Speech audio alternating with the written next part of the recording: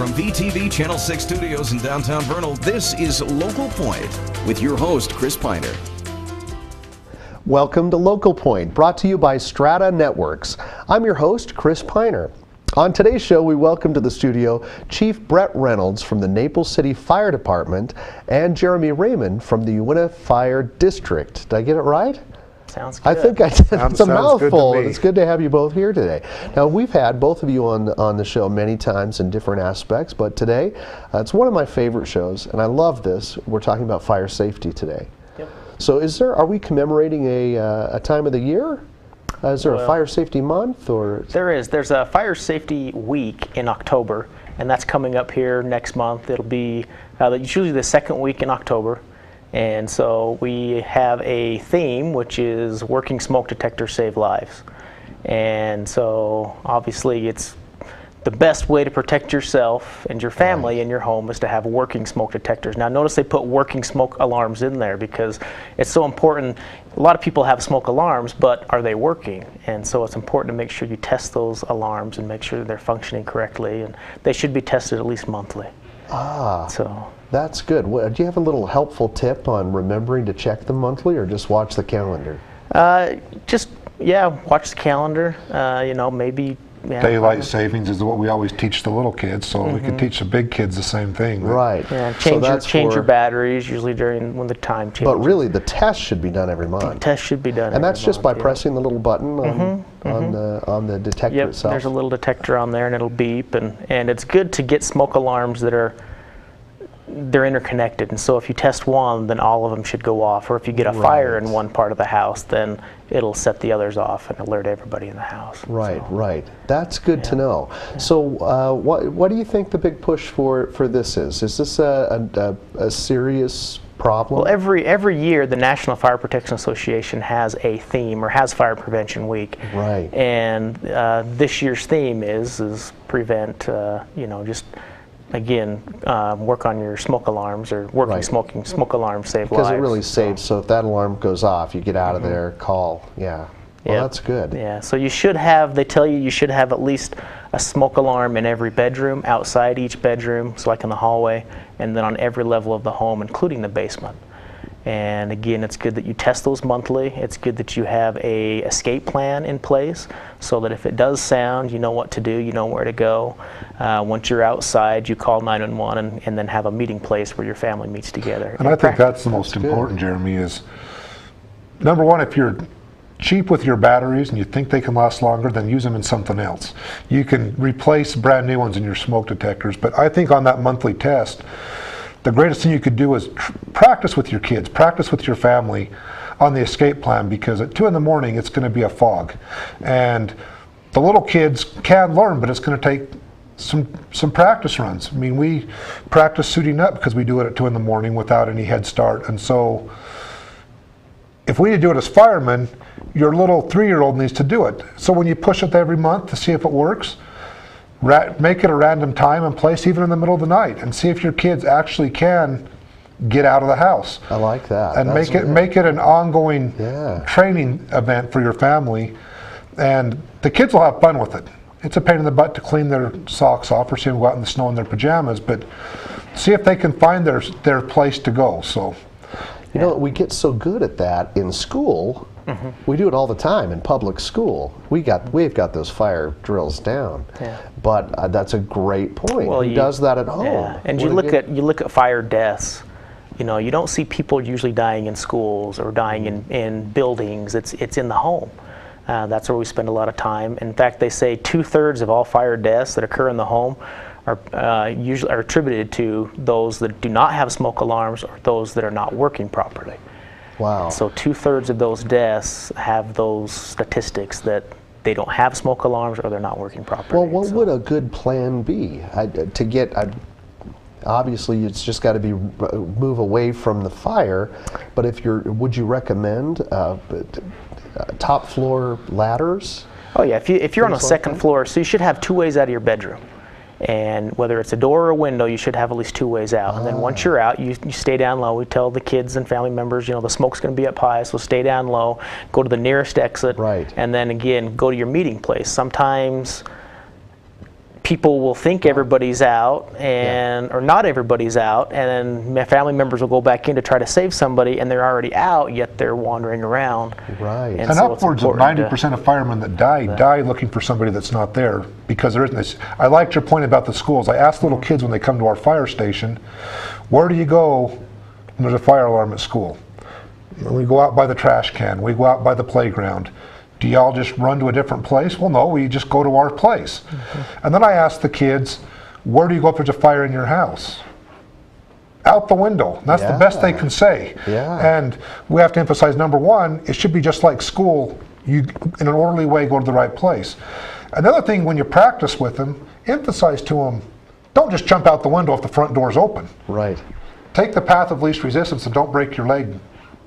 It's so good. It seems like common sense, doesn't it? But as you're telling me this now, I'm saying, I've never done that. That's really a good tip. So I love. We did it with my family the other day for family night. We just decided to practice it, and the kids loved it. Perfect. The kids said we want to do it again, and you know, it's like they wanted to keep practicing, and that's good. It gets them excited. Yeah, I love that. I love the whole idea of making a plan ahead of time and thinking ahead for things like this. 2 routes. I hadn't even thought about that. I mean, I planted sticker bushes underneath my daughter's window, but anyway, yeah, she'd need to get out there. And the peace of mind that will come to a parent of knowing they've practiced it and knowing where they can go to find them. They're not just scattered about the neighborhood and behind sheds and under the tramp, and because they will be scared, and we talk about that. So you want it to be second nature for where we go. To go out, and then they're not as scared because they have a plan.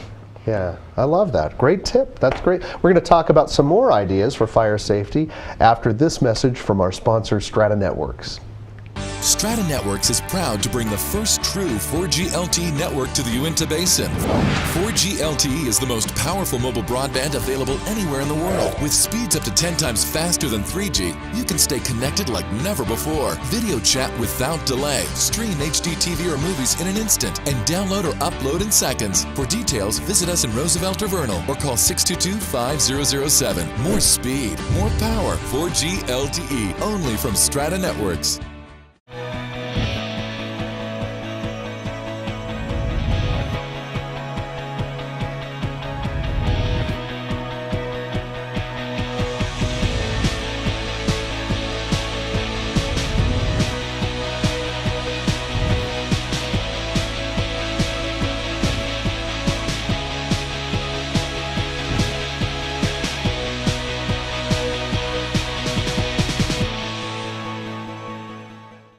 Welcome back to Local Point. Chief Brett Reynolds and Jeremy Raymond, Director Jeremy Raymond, right, are here from the discussing fire safety from the fire department, from the fire district. I'm getting it all straight now. And we've been talking the first half about fire safety, and there's an upcoming fire safety week that happens every year in October.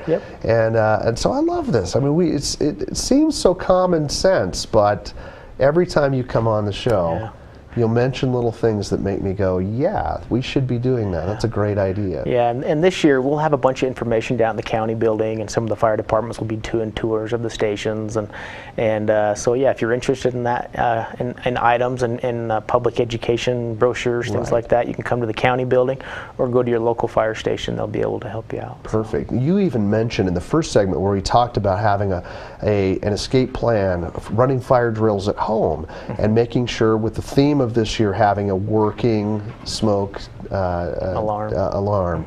I love that. But you mentioned that with your family, and many of our viewers do that, have a family night. You ran a drill at home, and the kids loved it. So yeah, we sat down with them. We actually drew out a floor plan of our house, and they drew their bedroom and the plan of the house, and then we said, okay, where's your exits? And so you got the window or you got the door. Obviously you're going to go out the door if you can, and then you just draw a little exit path out the door, out the front or out the back, and then our meeting place, we put that on there, and then we actually practice it and pretended they were asleep and set it off and did the drill. And so later on do it while they're really asleep, so they can get it cognizant. I can promise you one thing: if you just tell them, it'll never happen. It's got to be practiced. A drill. And over a time. Once a month would be great when you gives you a reason to test your smoke detector, and the kids will remind you because they enjoy it. Right. But can we talk about one more detector, Jeremy? To me, I'm almost more scared of people not having carbon monoxide detectors than smoke alarms. The great part about smoke is at least you'll get choking sometimes. Sometimes it's too late. But carbon monoxide, you find out it's in your house when you die. Yeah. And there's really no other good hint before then, especially in the evening time. You're tired, but who of us isn't tired when we get ready for bed? Right. And we've both been on close calls multiple times, and all the other departments have, here in the Uinta Basin, one even from only a wood-burning fireplace. So don't even think that because you don't have gas in the house, your detector's not working. They're cheap, $9-10 you can pick one up now. There's no excuse not to have them in the house and checking them along with it. And Jeremy, you tell them where to place it. I've talked enough. Yeah, carbon monoxide, like Chief Reynolds said, is very important. It's toxic. Carbon monoxide is toxic, poisonous. It's odorless. It's colorless, so you can't see it, you can't smell it. The only way you're going to know it's there is if you start having signs and symptoms of carbon monoxide exposure, or you have a carbon monoxide alarm. So you should mount those when you buy a carbon monoxide alarm. Always follow the manufacturer's guidelines on where to install them.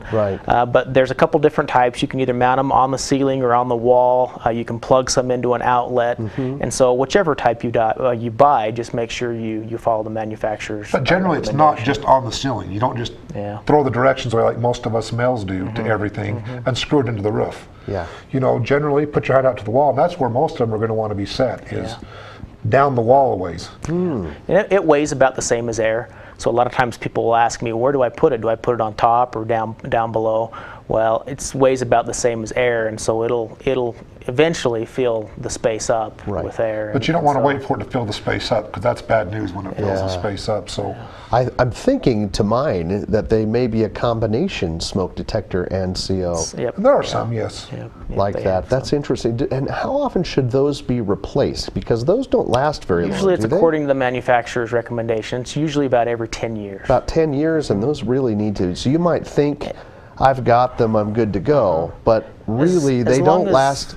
Yeah, as long as you test them, let's say it's older than 10 years, but you still test it and it works properly, then you're okay. Then you're okay. Yeah. But don't take the chance that it quits working. They all have those nice little, everybody said, I'm not going to change the batteries in either detector. Because not everybody has the fancy systems through their house. Yeah, right. Any house built before the last few years doesn't have that. And so you think, when it starts chirping, then I'm going to know. Well, what happens when you have the family at Yellowstone and that's when it decided to chirp? Oh, yeah. And then you come home and you never heard the chirping. Now nothing works in the house. So don't risk it. Change them every 6 months. Let the kids use it for something else, those batteries you take out of it. All right, we've got about 1 minute left. Give me some more good tips. If the public does not have smoke detectors and carbon monoxide alarms, we have those at our office. So if you need one, you can go buy one, but you can come pick them up at our office for free. Wonderful. And some of the fire stations have those for free as well. And so visit your fire station, come to our fire district office in the county building. Where is it's in the county building. It's in the county building. So yeah, 152 East, 100 North. We have fire stations in Vernal, on Main Street, in Naples City, down by the elementary school. Down in Jensen, LaPointe, Tridale, and Avalon all have fire stations. And do you cover also the Roosevelt area? No, that's in a different. That's another district, but they could do the same thing for our viewers watching that. And you mentioned, would you just give me the website quickly, where for a family night you want to check out a little more information? NFPA.org, so National Fire Protection Association.org has a lot of great information on it. Oh, that's great. Thank you both for coming, and thank you for watching today's show. That's all for now. Please join us next time right here on VTV Channel 6. And remember to like us on Facebook for updates on your favorite VTV programming.